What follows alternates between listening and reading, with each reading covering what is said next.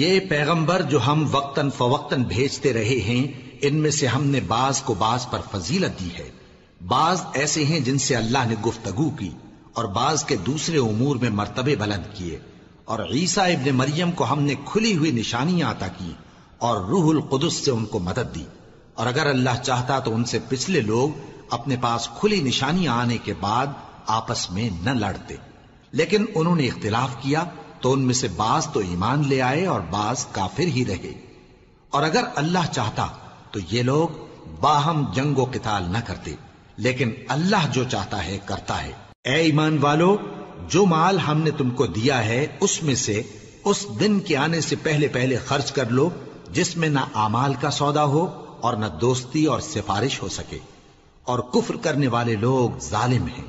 اللہ وہ معبود برحق ہے کہ اس کے سوا کوئی عبادت کے لائق نہیں، زندہ ہے، سب کو تھامنے والا، اسے نہ اونگ آتی ہے نہ نیند، جو کچھ آسمانوں میں اور جو کچھ زمین میں ہے سب اسی کا ہے۔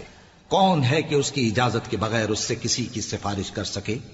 جو کچھ لوگوں کے روبرو ہو رہا ہے اور جو کچھ ان کے پیچھے ہو چکا ہے اسے سب معلوم ہے، اور لوگ اس کی معلومات میں سے کسی چیز پر دسترس حاصل نہیں کر سکتے۔ ہاں، جس قدر وہ چاہتا ہے اسی قدر معلوم کرا دیتا ہے۔ اس کی بادشاہی اور علم آسمان اور زمین سب پر حاوی ہے، اور اسے ان کی حفاظت کچھ بھی دشوار نہیں۔ وہ بڑا عالی رتبہ ہے، جلیل القدر ہے۔ دین اسلام میں کوئی زبردستی نہیں ہے، ہدایت صاف طور پر ظاہر اور گمراہی سے الگ ہو چکی ہے۔ تو جو شخص بتوں سے اعتقاد نہ رکھے اور اللہ پر ایمان لائے، اس نے ایسی مضبوط رسی ہاتھ میں پکڑ لی ہے جو کبھی ٹوٹنے والی نہیں، اور اللہ سب کچھ سنتا ہے، سب کچھ جانتا ہے۔ جو لوگ ایمان لائے ہیں ان کا دوست اللہ ہے کہ اندھیرے سے نکال کر روشنی میں لے جاتا ہے، اور جو کافر ہیں ان کے دوست شیطان ہیں کہ ان کو روشنی سے نکال کر اندھیرے میں لے جاتے ہیں۔ یہی لوگ اہل دوزخ ہیں کہ اس میں ہمیشہ رہیں گے۔ بھلا تم نے اس شخص کو نہیں دیکھا جو اس غرور کے سبب سے کہ اللہ نے اس کو سلطنت بخشی تھی، ابراہیم سے اپنے پروردگار کے بارے میں جھگڑنے لگا؟ جب ابراہیم نے کہا میرا پروردگار تو وہ ہے جو زندگی دیتا ہے اور موت دیتا ہے، وہ بولا کہ زندگی اور موت تو میں بھی دے سکتا ہوں۔ ابراہیم نے کہا کہ اللہ تو سورج کو مشرق سے نکالتا ہے، آپ اسے مغرب سے نکال دیجئے۔ یہ سن کر وہ کافر ہکا بکا رہ گیا، اور اللہ بے انصافوں کو ہدایت نہیں دیا کرتا۔ یا اسی طرح اس شخص کو نہیں دیکھا جس کا ایک بستی پر جو اپنی چھتوں پر گری پڑی تھی گزر ہوا، تو اس نے کہا کہ اللہ اس کے باشندوں کو مرنے کے بعد کیوں کر زندہ کرے گا؟ تو اللہ نے اس کی روح قبض کر لی اور 100 برس تک اس کو مردہ رکھا۔ پھر اس کو جلا اٹھایا اور پوچھا تم کتنا عرصہ مرے پڑے رہے ہو؟ اس نے جواب دیا کہ 1 دن یا اس سے بھی کم۔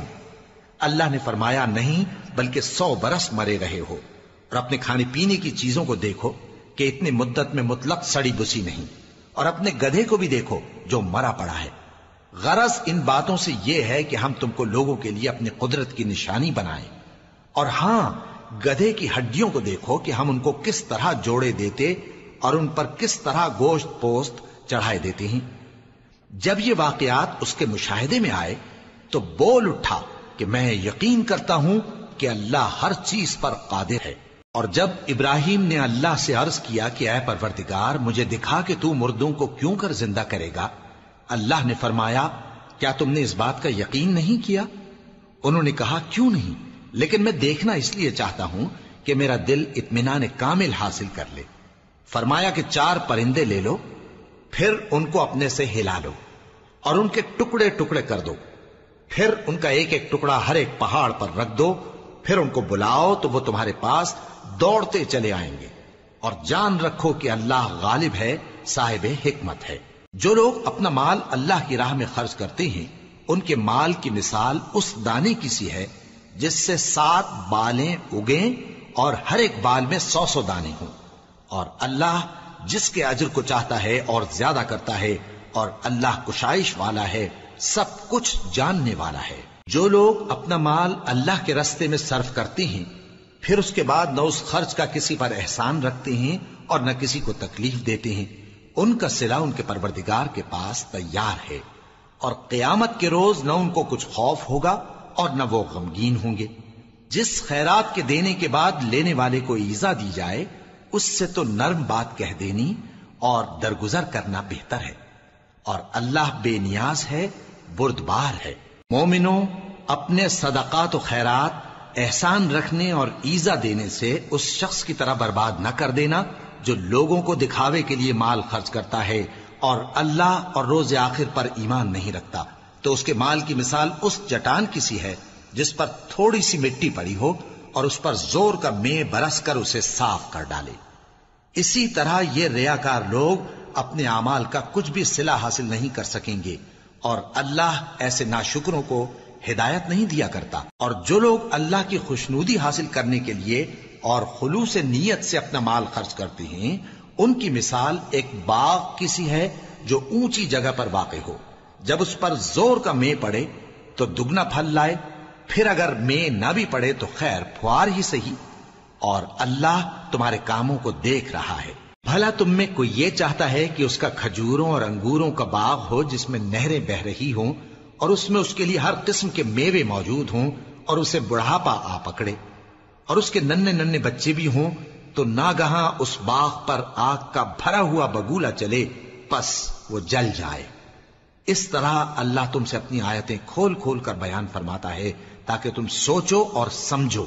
مومنو، جو پاکیزہ اور عمدہ مال تم کماتے ہو اور جو چیزیں ہم تمہارے لیے زمین سے نکالتے ہیں ان میں سے اللہ کی راہ میں بھی خرچ کرو، اور بری اور ناپاک چیزیں دینے کا قصد نہ کرنا کہ اگر وہ چیزیں تمہیں دی جائیں تو بجز اس کے کہ لیتے وقت آنکھیں بند کر لو، ان کو کبھی نہ لو، اور جان رکھو کہ اللہ بے نیاز ہے، خوبیوں والا ہے۔ شیطان تمہیں تنگ دستی کا خوف دلاتا اور بے حیائی کے کام کرنے کو کہتا ہے، اور اللہ تم سے اپنی بخشش اور رحمت کا وعدہ کرتا ہے، اور اللہ کشائش والا ہے، سب کچھ جاننے والا ہے۔ وہ جس کو چاہتا ہے دانائی بخشتا ہے، اور جس کو دانائی ملی بے شک اس کو بڑی نعمت ملی۔ اور نصیحت تو وہی لوگ قبول کرتے ہیں جو عقل مند ہیں، اور تم اللہ کی راہ میں جس طرح کا خرچ کرو یا کوئی نذر مانو، اللہ اس کو جانتا ہے، اور ظالموں کا کوئی مددگار نہ ہوگا۔ اگر تم خیرات ظاہر کر کے دو تو وہ بھی خوب ہے، اور اگر پوشیدہ دو اور دو بھی ضرورت مندوں کو تو یہ تمہارے لیے بہتر ہے، اور اس طرح کا دینا تمہارے گناہوں کو بھی دور کرے گا، اور اللہ کو تمہارے سب کاموں کی خبر ہے۔ اے نبی صلی اللہ علیہ وآلہ وسلم، تم ان لوگوں کی ہدایت کے ذمہ دار نہیں ہو، بلکہ اللہ ہی جس کو چاہتا ہے ہدایت بخشتا ہے۔ اور مومنو، تم جو مال خرچ کرو گے تو اس کا فائدہ تمہیں کو ہے، اور تم تو جو خرچ کرو گے اللہ کی خوشنودی کے لیے کرو گے، اور جو مال تم خرچ کرو گے وہ تمہیں پورا پورا دے دیا جائے گا اور تمہارا کچھ نقصان نہیں کیا جائے گا۔ اور ہاں، تم جو خرچ کرو گے تو ان حاجت مندوں کے لیے جو اللہ کی راہ میں رکے بیٹھے ہیں اور ملک میں کسی طرف جانے کی طاقت نہیں رکھتے اور مانگنے سے آر رکھتے ہیں، یہاں تک کہ نہ مانگنے کی وجہ سے ناواقف شخص ان کو تونگر خیال کرتا ہے، اور تم قیافے سے ان کو صاف پہچان لو کہ حاجت مند ہیں، اور شرم کے سبب لوگوں سے منہ پھوڑ کر اور لپٹ کر نہیں مانگ سکتے۔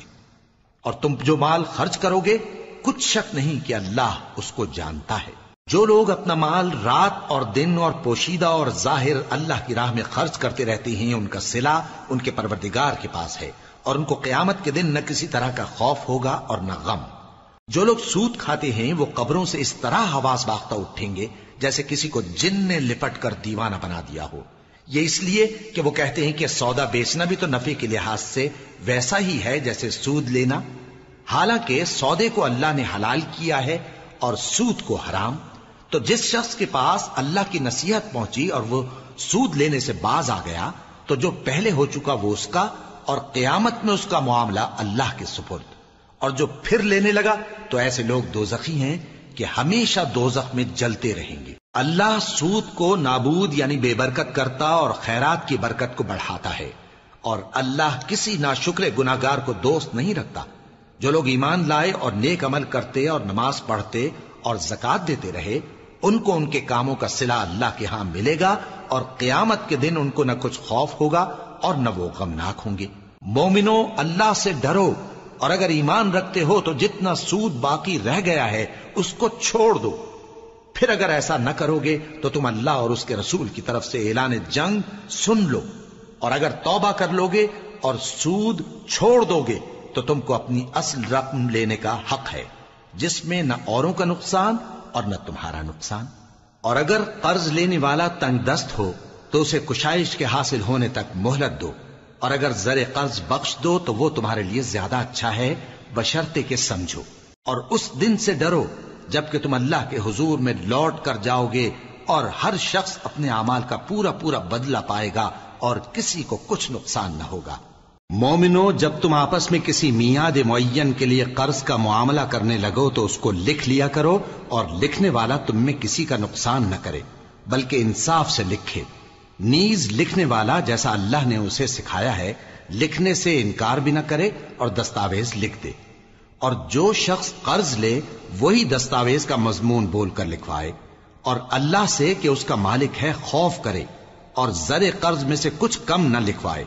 اور اگر قرض لینے والا کم عقل یا ضعیف ہو یا مضمون لکھوانے کی قابلیت نہ رکھتا ہو تو جو اس کا ولی ہو وہ انصاف کے ساتھ مضمون لکھوائے، اور اپنے میں سے 2 مردوں کو ایسے معاملے کے گواہ کر لیا کرو، اور اگر 2 مرد نہ ہوں تو 1 مرد اور 2 عورتیں جن کو تم گواہ پسند کرو کافی ہیں، کہ اگر ان میں سے ایک بھول جائے گی تو دوسری اسے یاد دلا دے گی، اور جب گواہ گواہی کے لیے طلب کیے جائیں تو انکار نہ کریں۔ اور قرض تھوڑا ہو یا بہت اس کی دستاویز کے لکھنے لکھانے میں سستی نہ کرنا، یہ بات اللہ کے نزدیک نہایت قرین انصاف ہے، اور شہادت کے لیے بھی یہ بہت درست طریقہ ہے۔ اس سے تم کو کسی طرح کا شک و شبہ بھی نہیں پڑے گا۔ ہاں، اگر سودا دست بدست ہو جو تم آپس میں لیتے دیتے ہو تو اگر ایسے معاملے کے دستاویز نہ لکھو تو تم پر کچھ گناہ نہیں۔ اور جب خرید و فروخت کیا کرو، مثلا زمین جائیداد کی، تو بھی گواہ کر لیا کرو، اور کاتب دستاویز اور گواہ معاملہ کرنے والوں کا کسی طرح کا نقصان نہ کریں۔ اگر تم لوگ ایسا کرو تو یہ تمہارے لیے گناہ کی بات ہے، اور اللہ سے ڈرو اور دیکھو کہ وہ تم کو کیسی مفید باتیں سکھاتا ہے، اور اللہ ہر چیز سے واقف ہے۔ اور اگر تم سفر پر ہو اور دستاویز لکھنے والا نہ مل سکے تو کوئی چیز رہن با قبضہ رکھ کر قرض لے لو، اور اگر تم میں سے کوئی دوسرے کو امین سمجھے یعنی رہن کے بغیر قرض دے دے تو امانت دار کو چاہیے کہ صاحب امانت کی امانت ادا کر دے، اور اللہ سے جو اس کا پروردگار ہے ڈرے، اور دیکھنا شہادت کو مت چھپانا، جو اس کو چھپائے گا وہ دل کا گناہگار ہوگا۔ اور اللہ تمہارے سب کاموں سے واقف ہے، جو کچھ آسمانوں میں اور جو کچھ زمین میں ہے سب اللہ ہی کا ہے۔ تم اپنے دلوں کی بات کو ظاہر کرو گے تو اور چھپاؤ گے تو اللہ تم سے اس کا حساب لے گا، پھر وہ جسے چاہے مغفرت کرے اور جسے چاہے عذاب دے، اور اللہ ہر چیز پر قادر ہے۔ رسول اللہ صلی اللہ علیہ وآلہ وسلم اس کتاب پر جو ان کے پروردگار کی طرف سے ان پر نازل ہوئی ایمان رکھتے ہیں، اور مومن بھی سب اللہ پر اور اس کے فرشتوں پر اور اس کی کتابوں پر اور اس کے پیغمبروں پر ایمان رکھتے ہیں، اور کہتے ہیں کہ ہم اس کے پیغمبروں سے کسی میں کچھ فرق نہیں کرتے، اور وہ اللہ سے عرض کرتے ہیں کہ ہم نے تیرا حکم سنا اور قبول کیا۔ اے پروردگار، ہم تیری بخشش مانگتے ہیں اور تیری ہی طرف لوٹ کر جانا ہے۔ اللہ کسی شخص کو اس کی طاقت سے زیادہ کا ذمہ دار نہیں بناتا۔ اچھے کام کرے گا تو اس کو ان کا فائدہ ملے گا، برے کرے گا تو اسے ان کا نقصان پہنچے گا۔ اے پروردگار، اگر ہم سے بھول یا چوک ہو گئی ہو تو ہم سے مواخذہ نہ کیجو۔ اے پروردگار، ہم پر ایسا بوجھ نہ ڈالیو جیسا تو نے ہم سے پہلے لوگوں پر ڈالا تھا۔ اے پروردگار، جتنا بوجھ اٹھانے کی ہم میں طاقت نہیں اتنا بوجھ ہم پر نہ رکھیو، اور اے پروردگار ہمارے گناہوں سے درگزر کر اور ہمیں بخش دے اور ہم پر رحم فرما، تو ہی ہمارا مددگار ہے، سو ہم کو کافروں پر غالب کر۔ شروع اللہ کا نام لے کر جو بڑا مہربان نہایت رحم والا ہے۔ الف لام میم۔ اللہ جو معبود برحق ہے، اس کے سوا کوئی عبادت کے لائق نہیں، زندہ ہے سب کو تھامنے والا۔ اس نے اے نبی تم پر سچی کتاب نازل کی جو پہلی آسمانی کتابوں کی تصدیق کرتی ہے، اور اسی نے تورات اور انجیل نازل کی تھی۔ یہ 2 کتابیں اس نے پہلے نازل کی تھیں لوگوں کی ہدایت کے لیے، اور پھر قرآن جو حق اور باطل کو الگ الگ کر دینے والا ہے نازل کیا۔ جو لوگ اللہ کی آیتوں کا انکار کرتے ہیں ان کو سخت عذاب ہوگا، اور اللہ زبردست ہے، بدلہ لینے والا ہے۔ اللہ ایسا خبیر و بصیر ہے کہ کوئی چیز اس سے پوشیدہ نہیں، نہ زمین میں اور نہ آسمان میں۔ وہی تو ہے جو ماں کے پیٹ میں جیسی چاہتا ہے تمہاری صورتیں بناتا ہے، اس غالب حکمت والے کے سوا کوئی عبادت کے لائق نہیں۔ اے پیغمبر، وہی تو ہے جس نے تم پر یہ کتاب نازل کی جس کی بعض آیتیں محکم ہیں اور وہی اصل کتاب ہیں، اور بعض دوسری متشابہ ہیں۔ تو جن لوگوں کے دلوں میں کجی ہے وہ متشابہات کا اتباع کرتے ہیں تاکہ فتنہ برپا کریں اور مراد اصلی کا پتہ لگائیں، حالانکہ مراد اصلی اللہ کے سوا کوئی نہیں جانتا۔ اور جو لوگ علم میں گہری نظر رکھتے ہیں وہ یہ کہتے ہیں کہ ہم ان پر ایمان لائے، یہ سب آیات ہمارے پروردگار کی طرف سے ہیں، اور نصیحت تو عقل مند ہی قبول کرتے ہیں۔ اے پروردگار، جب تو نے ہمیں ہدایت بخشی ہے تو اس کے بعد ہمارے دلوں میں کجی نہ پیدا کر دیجو، اور ہمیں اپنے ہاتھ سے رحمت عطا فرما، تو بڑا عطا فرمانے والا ہے۔ اے پروردگار، تو اس روز جس کے آنے میں کچھ بھی شک نہیں سب لوگوں کو اپنے حضور میں جمع کر لے گا، بے شک اللہ خلاف وعدہ نہیں کرتا۔ جو لوگ کافر ہوئے اس دن نہ تو ان کا مال ہی اللہ کے عذاب سے ان کو بچا سکے گا اور نہ ان کی اولاد ہی کچھ کام آئے گی، اور یہ لوگ آتش جہنم کا ایندھن ہوں گے۔ ان کا حال بھی فرعونیوں اور ان سے پہلے لوگوں کا سا ہوگا جنہوں نے ہماری آیتوں کی تکذیب کی تھی، تو اللہ نے ان کو ان کے گناہوں کے سبب عذاب میں پکڑ لیا تھا، اور اللہ سخت عذاب کرنے والا ہے۔ اے پیغمبر، کافروں سے کہہ دو کہ تم دنیا میں بھی عنقریب مغلوب ہو جاؤ گے اور آخرت میں جہنم کی طرف اکٹھا کیے جاؤ گے، اور وہ بری جگہ ہے۔ تمہارے لیے دو گروہوں میں جو جنگ بدر کے دن آپس میں بھڑ گئے قدرت الہی کی عظیم الشان نشانی تھی۔ ایک گروہ مسلمانوں کا تھا، وہ اللہ کی راہ میں لڑ رہا تھا، اور دوسرا گروہ کافروں کا تھا، وہ ان کو اپنی آنکھوں سے اپنے سے دگنا مشاہدہ کر رہا تھا۔ اور اللہ اپنی نصرت سے جس کو چاہتا ہے مدد دیتا ہے۔ جو اہل بصارت ہیں ان کے لیے اس واقعے میں بڑی عبرت ہے۔ لوگوں کو ان کی خواہشوں کی چیزیں یعنی عورتیں اور بیٹے اور سونے اور چاندی کے بڑے بڑے ڈھیر اور نشان لگے ہوئے گھوڑے اور مویشی اور کھیتی بڑی زینت دار معلوم ہوتی ہیں، مگر یہ سب دنیا ہی کی زندگی کے سامان ہیں، اور اللہ کے پاس بہت اچھا ٹھکانہ ہے۔ اے پیغمبر، ان سے کہو کہ بھلا میں تم کو ایسی چیز بتاؤں جو ان چیزوں سے کہیں اچھی ہو؟ سنو، جو لوگ پرہیزگار ہیں ان کے لیے اللہ کے ہاں باغات بہشت ہیں جن کے نیچے نہریں بہ رہی ہیں، ان میں وہ ہمیشہ رہیں گے، اور پاکیزہ بیویاں ہیں، اور سب سے بڑھ کر اللہ کی خوشنودی۔ اور اللہ اپنے سب بندوں کو دیکھ رہا ہے جو اللہ سے التجا کرتے ہیں کہ اے پروردگار، ہم ایمان لے آئے سو ہم کو ہمارے گناہ معاف فرما اور ہم کو دوزخ کے عذاب سے محفوظ رکھ۔ یہ وہ لوگ ہیں جو مشکلات میں صبر کرتے اور سچ بولتے اور عبادت میں لگے رہتے اور نیکی میں خرچ کرتے اور اوقات سحر میں گناہوں کی معافی مانگا کرتے ہیں۔ اللہ تو اس بات کی گواہی دیتا ہے کہ اس کے سوا کوئی معبود نہیں، اس حال میں کہ وہ انصاف کا حاکم ہے، اور فرشتے اور علم والے بھی گواہی دیتے ہیں کہ اس غالب حکمت والے کے سوا کوئی لائق عبادت نہیں۔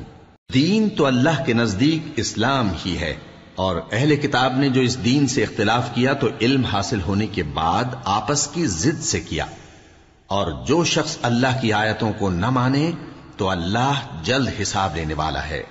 اے پیغمبر، پس اگر یہ لوگ تم سے جھگڑنے لگیں تو کہنا کہ میں اور میرے پیرو تو اللہ کے فرمانبردار ہو چکے، اور اہل کتاب اور ان پڑھ لوگوں سے کہو کہ کیا تم بھی اللہ کے فرمانبردار بنتے اور اسلام لاتے ہو؟ پس اگر یہ لوگ اسلام لے آئیں تو بے شک ہدایت پالیں، اور اگر تمہارا کہا نہ مانے تو تمہارا کام صرف اللہ کا پیغام پہنچا دینا ہے، اور اللہ اپنے بندوں کو دیکھ رہا ہے۔ جو لوگ اللہ کی آیتوں کو نہیں مانتے اور انبیاء کو ناحق قتل کرتے رہے ہیں، اور جو انصاف کرنے کا حکم دیتے ہیں انہیں بھی مار ڈالتے ہیں، ان کو دکھ دینے والے عذاب کی خوشخبری سنا دو۔ یہ ایسے لوگ ہیں جن کے اعمال دنیا اور آخرت دونوں میں برباد ہیں، اور ان کا کوئی مددگار نہیں ہوگا۔ بھلا تم نے ان لوگوں کو نہیں دیکھا جن کو کتاب یعنی تورات سے حصہ دیا گیا اور وہ اس کتاب اللہ یعنی قرآن کی طرف بلائے جاتے ہیں تاکہ یہ ان کے تنازعات کا ان میں فیصلہ کر دے؟ تو ایک فریق ان میں سے پھر جاتا ہے اور منہ پھیر لیتا ہے، یہ اس لیے کہ یہ اس بات کے قائل ہیں کہ دوزخ کی آگ ہمیں چند روز کے سوا چھو ہی نہیں سکے گی، اور جو کچھ یہ دین کے بارے میں بہتان باندھتے رہے ہیں اس نے ان کو دھوکے میں ڈال رکھا ہے۔ تو اس وقت کیا حال ہوگا جب ہم ان کو جمع کریں گے، یعنی اس روز جس کے آنے میں کچھ بھی شک نہیں، اور ہر نفس اپنے اعمال کا پورا پورا بدلہ پائے گا اور ان پر ظلم نہیں کیا جائے گا۔ کہو کہ اے اللہ، اے بادشاہی کے مالک، تو جس کو چاہے بادشاہی بخشے اور جس سے چاہے بادشاہی چھین لے، اور جس کو چاہے عزت دے اور جسے چاہے ذلیل کرے۔ ہر طرح کی بھلائی تیرے ہی ہاتھ ہے اور بے شک تو ہر چیز پر قادر ہے۔ تو ہی رات کو دن میں داخل کرتا اور تو ہی دن کو رات میں داخل کرتا ہے، تو ہی بے جان سے جاندار پیدا کرتا ہے اور تو ہی جاندار سے بے جان پیدا کرتا ہے، اور تو ہی جس کو چاہتا ہے بے حساب رزق بخشتا ہے۔ مومنوں کو چاہیے کہ مومنوں کے سوا کافروں کو دوست نہ بنائیں، اور جو ایسا کرے گا اس سے اللہ کا کچھ عہد نہیں۔ ہاں، اگر اس طریق سے تم ان کے شر سے بچاؤ کی صورت پیدا کرو تو مذائقہ نہیں، اور اللہ تم کو اپنے غضب سے ڈراتا ہے اور اللہ ہی کی طرف تم کو لوٹ کر جانا ہے۔ اے پیغمبر، لوگوں سے کہہ دو کہ کوئی بات تم اپنے دلوں میں مخفی رکھو یا اسے ظاہر کرو، اللہ اس کو جانتا ہے، اور جو کچھ آسمانوں میں اور جو کچھ زمین میں ہے اس کو سب کی خبر ہے، اور وہ ہر چیز پر قادر ہے۔ جس دن ہر شخص اپنی کی ہوئی نیکی کو موجود پا لے گا اور اپنی برائی کو بھی دیکھ لے گا تو آرزو کرے گا کہ اے کاش اس میں اور اس برائی میں دور کی مسافت ہو جاتی، اور اللہ تم کو اپنے غضب سے ڈراتا ہے اور اللہ اپنے بندوں پر نہایت مہربان ہے۔ اے پیغمبر، لوگوں سے کہہ دو کہ اگر تم اللہ کو دوست رکھتے ہو تو میری پیروی کرو، اللہ بھی تمہیں دوست رکھے گا اور تمہارے گناہ معاف کر دے گا، اور اللہ بخشنے والا ہے، مہربان ہے۔ کہہ دو کہ اللہ اور اس کے رسول کا حکم مانو، پس اگر وہ نہ مانے تو اللہ بھی کافروں کو دوست نہیں رکھتا۔ اللہ نے آدم اور نوح اور خاندان ابراہیم اور خاندان عمران کو تمام جہان کے لوگوں میں سے منتخب فرمایا تھا، ان میں سے بعض بعض کی اولاد تھے، اور اللہ سننے والا ہے، جاننے والا ہے۔ وہ وقت یاد کرنے کے لائق ہے جب عمران کی بیوی نے کہا کہ اے پروردگار، جو بچہ میرے پیٹ میں ہے میں اس کو تیری نذر کرتی ہوں، اسے دنیا کے کاموں سے آزاد رکھوں گی، تو اسے میری طرف سے قبول فرما، تو سننے والا ہے، جاننے والا ہے۔ پھر جب ان کے ہاں بچہ پیدا ہوا تو کہنے لگی کہ پروردگار، میرے تو لڑکی ہوئی ہے، جبکہ اللہ خوب جانتا تھا جو ان کے ہاں ولادت ہوئی تھی، اور نہ ہوتا لڑکا مانند اس لڑکی کے۔ اور کہنے لگی میں نے اس کا نام مریم رکھا ہے، اور میں اس کو اور اس کی اولاد کو شیطان مردود سے تیری پناہ میں دیتی ہوں۔ تو اس کے پروردگار نے اس کو پسندیدگی کے ساتھ قبول فرمایا اور اسے اچھی طرح پرورش کیا، اور زکریا کو اس کا کفیل بنایا۔ زکریا جب کبھی عبادت گاہ میں اس کے پاس جاتے تو اس کے پاس کھانا پاتے۔ یہ کیفیت دیکھ کر ایک دن مریم سے پوچھنے لگے کہ مریم، یہ کھانا تمہارے پاس کہاں سے آتا ہے؟ وہ بولی کہ اللہ کے ہاں سے آتا ہے، بے شک اللہ جسے چاہتا ہے بے حساب رزق دیتا ہے۔ اس وقت زکریا نے اپنے پروردگار کو پکارا، عرض کی کہ پروردگار، مجھے اپنی طرف سے اولاد صالح عطا فرما، تو بے شک دعا سننے والا ہے۔ چنانچہ وہ ابھی عبادت گاہ میں کھڑے نماز ہی پڑھ رہے تھے کہ فرشتوں نے آواز دی کہ زکریا، اللہ تمہیں یحییٰ کی بشارت دیتا ہے، جو کلمۃ اللہ یعنی عیسیٰ کی تصدیق کریں گے اور سردار ہوں گے اور عورتوں سے رغبت نہ رکھنے والے اور ایک پیغمبر یعنی نیکوکاروں میں ہوں گے۔ زکریا نے کہا، اے پروردگار، میرے ہاں لڑکا کیوں کر پیدا ہوگا کہ میں تو بڈھا ہو گیا ہوں اور میری بیوی بانجھ ہے؟ فرمایا، اسی طرح اللہ جو چاہتا ہے کرتا ہے۔ زکریا نے کہا کہ پروردگار، میرے لیے کوئی نشانی مقرر فرما دے۔ فرمایا، تمہاری نشانی یہ ہے کہ تم لوگوں سے 3 دن اشارے کے سوا بات نہ کر سکو گے، تو ان دنوں میں اپنے پروردگار کی کثرت سے یاد اور صبح و شام اس کی تسبیح کرنا۔ اور جب فرشتوں نے مریم سے کہا کہ مریم، اللہ نے تم کو برگزیدہ کیا ہے اور تمہیں پاک بنایا ہے اور دنیا جہان کی عورتوں میں سے تم کو منتخب کیا ہے، اے مریم، اپنے پروردگار کی فرما برداری کرنا اور سجدہ کرنا اور رکوع کرنے والوں کے ساتھ رکوع کرنا۔ اے نبی، یہ باتیں اخبار غیب میں سے ہیں جو ہم تمہارے پاس بھیجتے ہیں۔ اور جب وہ لوگ اپنے قلم بطور قرعہ ڈال رہے تھے کہ مریم کا کفیل کون بنے تو تم ان کے پاس نہیں تھے، اور نہ اس وقت ہی ان کے پاس تھے جب وہ آپس میں جھگڑ رہے تھے۔ وہ وقت بھی یاد کرنے کے لائق ہے جب فرشتوں نے مریم سے کہا کہ مریم، اللہ تم کو اپنی طرف سے ایک کلمے کی بشارت دیتا ہے جس کا نام مسیح اور مشہور عیسیٰ ابن مریم ہوگا، اور جو دنیا اور آخرت میں آبرو مند اور مقربین میں سے ہوگا، اور ماں کی گود میں اور بڑی عمر کا ہو کر دونوں حالتوں میں لوگوں سے یکساں گفتگو کرے گا اور نیکوکاروں میں ہوگا۔ مریم نے کہا کہ پروردگار، میرے ہاں بچہ کیوں کر ہوگا کہ کسی انسان نے مجھے ہاتھ تک تو لگایا نہیں۔ فرمایا کہ اللہ اسی طرح جو چاہتا ہے پیدا کرتا ہے، جب وہ کوئی کام کرنا چاہتا ہے تو ارشاد فرما دیتا ہے کہ ہو جا تو وہ ہو جاتا ہے۔ اور وہ اسے کتاب و حکمت اور تورات اور انجیل کا علم عطا کرے گا، اور عیسیٰ بنی اسرائیل کی طرف پیغمبر ہو کر جائیں گے اور کہیں گے کہ میں تمہارے پاس تمہارے پروردگار کی طرف سے نشانی لے کر آیا ہوں، وہ یہ کہ تمہارے سامنے مٹی سے پرندے کی صورت بناتا ہوں، پھر اس میں پھونک مارتا ہوں تو وہ اللہ کے حکم سے سچ مچ پرندہ ہو جاتا ہے، اور پیدائشی اندھے اور ابرص کو تندرست کر دیتا ہوں، اور اللہ کے حکم سے مردوں کو زندہ کر دیتا ہوں، اور جو کچھ تم کھا کر آتے ہو اور جو اپنے گھروں میں جمع کر رکھتے ہو سب تم کو بتا دیتا ہوں۔ اگر تم صاحب ایمان ہو تو ان باتوں میں تمہارے لیے نشانی ہے، اور مجھ سے پہلے جو تورات نازل ہوئی تھی اس کی تصدیق بھی کرتا ہوں، اور میں اس لیے بھی آیا ہوں کہ بعض چیزیں جو تم پر حرام تھیں ان کو تمہارے لیے حلال کر دوں، اور میں تو تمہارے پروردگار کی طرف سے نشانی لے کر آیا ہوں، تو اللہ سے ڈرو اور میرا کہا مانو۔ کچھ شک نہیں کہ اللہ ہی میرا اور تمہارا پروردگار ہے، تو اسی کی عبادت کرو، یہی سیدھا رستہ ہے۔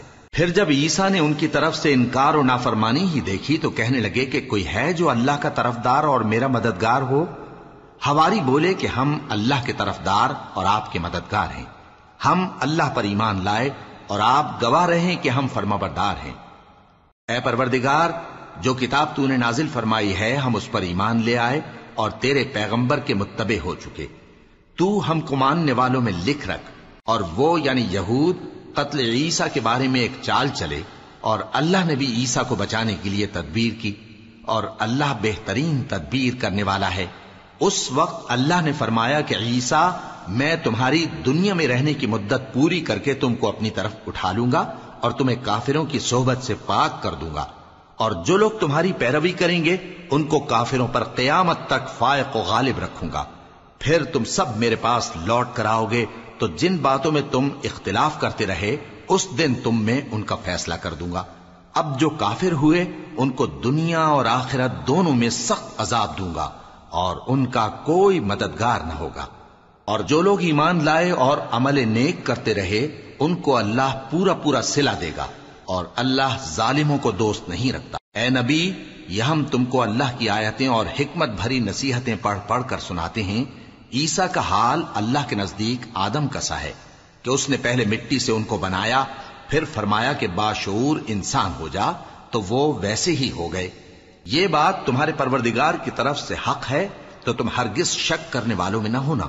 پھر اگر یہ لوگ عیسیٰ کے بارے میں تم سے جھگڑا کریں اس کے بعد کہ تم کو حقیقت معلوم ہو ہی چکی ہے، تو ان سے کہنا کہ آؤ ہم اپنے بیٹوں اور بیٹیوں کو بلائیں، تم اپنے بیٹوں اور بیٹیوں کو بلاؤ، اور ہم خود بھی آئیں اور تم خود بھی آؤ، پھر دونوں فریق اللہ سے دعا و التجا کریں، اس طرح جھوٹوں پر اللہ کی لعنت بھیجیں۔